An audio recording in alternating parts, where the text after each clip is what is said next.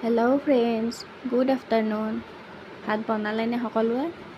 আমাৰ পিছে ভাত বনোৱাটো লাগি আছোঁ। এইপিনে এটা বস্তু বনাইছোঁ, চাওকচোন আৰু কেনেকুৱা হৈছে।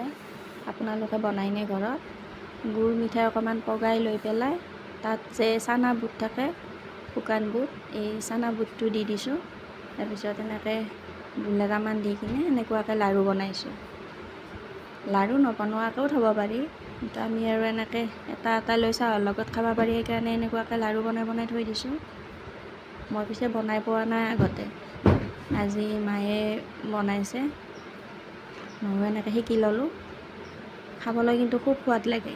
চাহ একাপৰ লগত এনেকুৱাকৈ লাড়ু এটা লৈ চাহ একাপ খাব আৰু খাই বিৰাট মজা লাগে। শুকান বুটটো কিনিব পায়ে, গুৰ মিঠাইটো থাকে সকলোৰে ঘৰত। গুৰ মিঠাইটো অকণমান পগাই লৈ কিনে তাত বুটকেইটা দি লৈ পেলাই দুলেৰামান দি দিলেই হৈ যায়। খুব ধুনীয়া হৈছে, খাবলৈও বিৰাট টেষ্টি হৈছে। ঘৰত বনোৱা নাস্তাৰে খাবলৈ চাহকাপটো বিৰাটেই সোৱাদ লগা।